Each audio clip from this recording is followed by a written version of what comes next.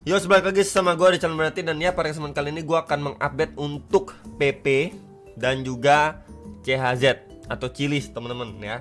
Jadi ini adalah dua altcoin yang pengen saya bahas. Kemarin itu ada bahas untuk Bitcoin dan juga BOME gitu ya.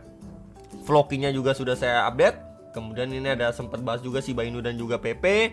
Kemudian Doge juga sudah saya update, teman-teman ya.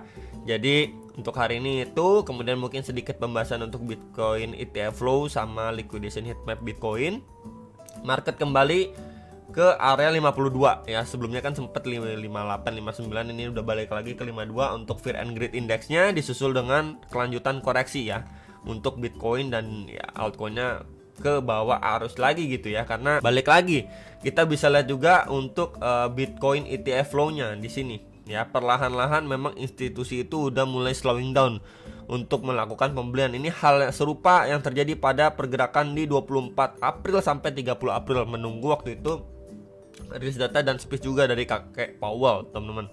Dan hal serupa ini juga terjadi lagi nih ya, menunggu di minggu depan tanggal 15 untuk rilis data CPI, which is itu sangat-sangat ditunggu dan juga bisa menjadi momen penentuan untuk The Fed apakah next meetingnya itu akan cut rate atau tidak gitu ya. Jadi kalau misalkan datanya bagus, ya itu chance-nya besar banget untuk di pertemuan next meeting The Fed akan cut rate. Makanya ini kita bisa lihat mulai slowing down. Sebelumnya juga ini ada menunggu juga slowing down, maka market merah merona. Dan ya kita bisa lihat juga perlahan-lahan dia turun. Dan untuk liquidation heatmapnya untuk bagian bawah udah kejemput juga, teman-teman ya. Di sekitar 60.900an ini udah kejemput. Ya ini coba saya refresh dulu, teman-teman ya. Kemudian kita ganti ke yang 1 week ya. Untuk weekly-nya nah kita bisa lihat nih, ini udah kejemput ya di 60.900 dolar, ini udah kejemput, grab likuiditas kemudian mantul sedikit. Ya hal serupa juga sama, kita bisa lihat ini ketika dijemput ya di sekitar 62.300 dolar, mantul sedikit. Kemudian sideway lanjut turun. Kemudian ini ada ngejemput lagi nih di 61.700 dolar. Sedikit sideway kemudian drop lagi, jemput baru mantul, teman-teman ya. Jadi sangat wajar market ini perlahan-lahan buang barang, sama seperti pembahasan saya di video kemarin ya, menjelang minggu depan. Dia orang lebih memilih wait and see, sabar dulu deh, buang barang, cicil. Makanya market kenapa Bitcoin itu perlahan turun gitu ya. Jadi masih possible untuk dia bahkan visit ke area sekitar 60 ribuan dolar ya. Itu juga merupakan area yang cukup tebal, bisa dipantau di video kemarin. Cuman hari ini kita nggak bahas lebih spesifik untuk Bitcoinnya, lebih ke meme coin ya. Mungkin untuk Bitcoinnya either itu nanti malam atau besok. Oke ya, kita bahas untuk PP dulu. Nah untuk PP so far sih secara daily-nya dia mendapatkan reaksi ya. Reaksi dari apa? Reaksi dari sini ya. Ini menjadi SNR untuk PP sebelumnya, dan secara golden ratio juga ya di sini pas di Fibo atau retest 0,3 sampai 0,5 di sekitar area berapa bro? 0,00756 sampai 794 dolar. Dan ya kita bisa lihat dia mampu hold di situ dan sekarang mengalami pemantulan, which is dia lumayan lawan arah terhadap pergerakan si Bitcoin. Bitcoin lanjut turun. PP masih so strong, teman-teman, holding di atas area ini. Dan ya sekarang ini mencoba untuk bahkan ngetes ke 0,0834 dolarnya ya. Jadi untuk PP ini sendiri, selama dia mampu hold di atas area ini yang tadi saya mention ke teman-teman, maka so far dia cuma tersideway. Di mana sideway-nya? Bagian atasnya itu tentunya di kisaran 0,088 dolar. Nah, kemudian area bawahnya baru 0,0756 dolar. Jadi memang dia cuma sideway di sini aja dulu. Range untuk kita pantau saat ini, range loh, teman-teman ya. Kemudian juga kita bisa gunakan apalagi bro? Ini coba saya geser sedikit ya biar nggak terlalu rame. Oke, kita gunakan sebuah trendline support ya, kita hubungkan, teman-teman. Nah ya maybe seperti ini ya, tail to tail candle. Kemudian ini coba kita geser ke luar biar tidak terlalu rame di dalamnya. Sebentar, oke ya. Nah kemudian untuk bagian atasnya kita juga bisa hubungkan. Nah ya kurang lebih seperti ini, teman-teman ya. Untuk teman-teman yang mau melihat overallnya, malah dia terbentuk sebuah rising wedge bisa ya, ataupun teman-teman bisa hubungkan juga seperti ini ya. Nah tuh, jadi overallnya memang dia naik, tapi udah mulai korektif, kurang lebih sama seperti ini. naik ya naik, tapi korektif, akhirnya dia turun dan breakdown ya. Jadi untuk PP ya, ini menjadi crucial moment juga ya, either dia masih lanjut turun atau sideways di sekitar area bawah ini, plus juga adanya tekanan support nih di bagian bawah untuk PP secara daily ya.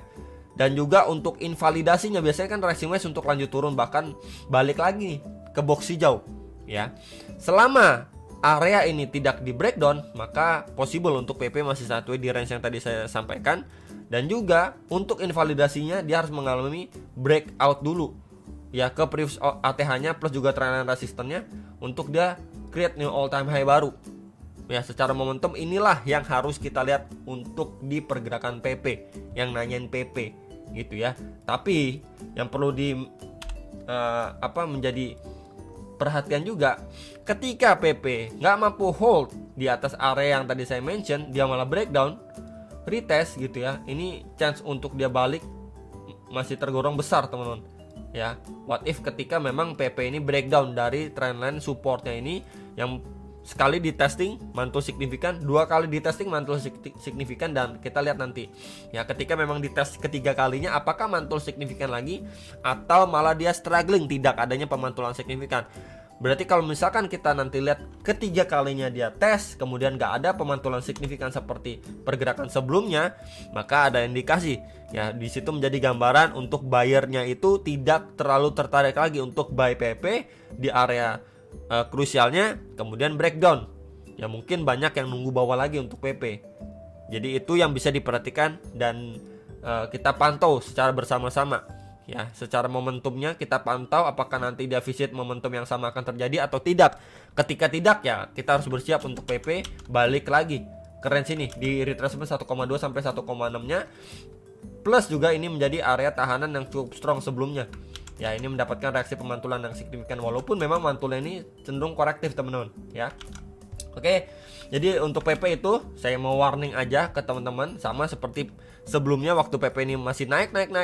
Ini saya ada mention juga, karena kenaikannya itu cenderung sangat-sangat korektif dan itu bisa diwaspadai. Akhirnya dia breakdown, lanjut turun teman-teman ya. Sama kondisinya seperti ini, cuman saya mention aja untuk lebih berhati-hati gitu ya untuk si PP.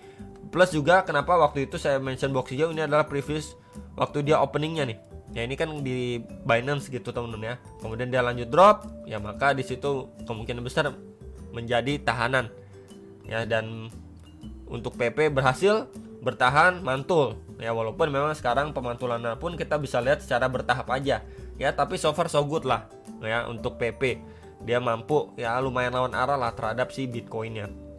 Oke ya, next kita bahas untuk CHZ. CHZ ini kan salah satu altcoin ya, bisa dibilang untuk capnya itu masih belum terlalu besar, dan ini kerjasama dengan banyak seperti UFC, kemudian klub-klub bola gitu ya. Jadi kalau misalkan ada event bola yang lumayan besar, CHZ ini kurang lebih bisa berdampak gitu ya. Dan overallnya kita bisa lihat juga ya, ini Euro tahun 2024 ini akan berjalan di bulan Juni ya, pertengahan Juni ya, berarti kurang lebih sekitar 1 bulan lagi ya euforia Euro ini ataupun Euro ini akan berjalan, dan euforianya mungkin akan mulai di awal Juni. Jadi bisa prepare untuk CHZ ini sendiri ya. Untuk secara daily, by the way kita bisa lihat juga secara momentum dulu ya, ini dailynya dia naik signifikan ya pada tahun 2020 sampai di 2021 Maret teman-teman ya, itu peaknya dia. Kemudian dia koreksi nih, koreksinya pun jauh lebih korektif teman-teman ya. Kita bisa lihat dari momentumnya aja, ini naik pump kencang, kemudian turunnya pun ini korektif banget, bukan pump and dump ya, korektif, ada turun naik lagi, ada turun naik lagi, ada turun, kemudian sekarang udah naik gitu ya. Kemudian buat teman-teman yang suka sebuah chart pattern juga, dia sudah breakout juga nih teman-teman. Nah ya, ada besar sekali falling wedge-nya, dan ini sudah akhirnya mampu di break and retest. Kita bisa lihat nih, retest agak dalam malah ya. Kemudian sekarang baru mantul lagi untuk si CHZ. Jadi CHZ ini sendiri adalah salah satu altcoin yang menurut saya bisa dipertimbangkan juga ya. Capnya belum besar dan peluangnya masih besar. Dia belum pump to the moon seperti beberapa altcoin lainnya. Jadi mungkin Juni Juli itu bisa menjadi momennya untuk CHZ. Oke ya. Dia ini lossnya bahkan koreksi kemarin di 0,0844 dolar. Wow. Nah, kemudian udah mantul. Coba kita lihat mantulnya udah seberapa tinggi dari bottomnya. Yes, udah mantul sekitar 50-an%, teman-teman. Nah, sekarang kan pertanyaannya, kalau dia masih lanjut turun, kenapa? Kita bisa perhatikan momentum secara daily terakhir ya. Di sini kita bisa lihat ini reject strong, kemudian naiknya bertahap, teman-teman. Ya. Dan juga kalau misalkan teman-teman ada yang suka sebuah pattern, di sini juga dia bergerak di dalam sebuah channel. Ya, bisa dibilang juga berflag pattern dan lain sebagainya. Untuk bagian bawah ini bisa dipantau. Ya, ini di sekitar 0,0998 dolar sampai 0,10588 dolar. Oke, ini untuk area pertamanya. Minimal untuk area keduanya di sini. Nah, pas banget waktu dia bikin tail candle kemudian mantul. Dan ini juga saya markingin karena kenapa ini di lowas pada Mei 2022, kemudian Juni 2022 become resistant nih per Juni 2023. Akhirnya mampu di break and retest langsung mengalami pemantulan yang signifikan. Jadi untuk CHZ bisa dipantau dua area ini yang mau diakumulasi untuk CHZ ya, dan juga untuk area terdekatnya ini kita bisa pantau area ini. Sebelumnya support become resistant ya. Ini saya tandain dengan box hijau. Itu di sekitar 0,1244 sampai 0,12981 dolar. Kemudian nextnya lagi ini next area tebalnya dia di 0,146 sampai 0,168 dolar. Ya, yang lainnya untuk CHZ itu adalah beberapa area krusialnya dia. Minimal kalau misalkan dia dari situ masih turun pun, dia akan mengejar untuk beberapa area yang tadi juga sudah saya tandain. Ya, ini menjadi next area krusialnya untuk CHZ. Jadi jarang banget juga yang bahas CHZ gitu ya. Jadi kali ini saya bahas duluan aja lah. Kemarin juga ada yang request ya untuk altcoin yang jarang dibahas. Mungkin nanti saya baca lagi komennya, kemudian nanti saya bahas gitu ya, biar altcoin yang jarang dibahas di YouTube lain biar saya coba bahas lah ya. Siapa tahu teman-teman mendapatkan insight baru dan bisa menjadi another perspektif atau bahan pertimbangan lain ya. Jadi kurang lebih seperti itu. Minimal kalau misalkan teman-teman pantau pun ya dia naik korektif seperti ini, another rejection gitu ya, bisa dipantau untuk beberapa area yang tadi saya sampaikan before dia melanjutkan penguatannya untuk si CHZ.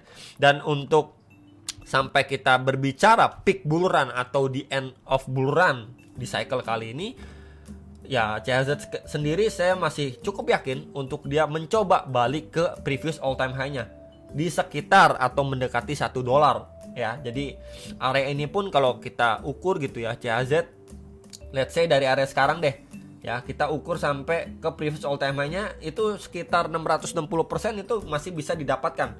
Ya kali 6 kali 7 itu masih possible untuk CHZ. Jadi let's say contoh kamu taruh uang Rp10.000, itu bisa let's say sekitar jadi Rp60.000, Rp70.000. Chance ke sana itu cukup besar. Chance loh teman-teman ya. Berarti kita berbicara probabilitas, bukan sebuah kepastian. Ya balik lagi, bukannya saya info untuk teman-teman FOMO, tapi ini menjadi another perspektif balik lagi ya, yang bisa dipertimbangkan. Balik lagi, jangan all in. Kita lihat market yang seperti ini dan masih adanya chance untuk si CHZ dan juga beberapa altcoin lain itu mengalami koreksi. Itu bisa menjadi bahan pertimbangan lain juga untuk teman-teman. Oh iya, ada pertimbangan koreksi nih, ya udah gue masuk. Misalkan teman-teman mau masuk pun jangan all in. Oke, gue harus siapin dana untuk DCA dan lain sebagainya ya. Jadi ini yang pengen saya sampaikan untuk CHZ dan juga PP. Ya balik lagi untuk mewarning juga ya ke teman-teman. Jadi teman-teman bisa lebih mengambil sikap, oh kira-kira terhadap koin ini gue mau apa ya, analisa gue seperti ini. Oh gue nonton di beberapa YouTube seperti ini. Oke, berarti kesimpulannya A dan gue akan melakukan ini ya, kurang lebih seperti itu ya. Jadi balik lagi, keputusan di tangan teman-teman lagi ya. Jangan all in, jangan FOMO. Itu aja dari saya, hopefully bisa terbantu dan sampai jumpa di next video. Salam profit.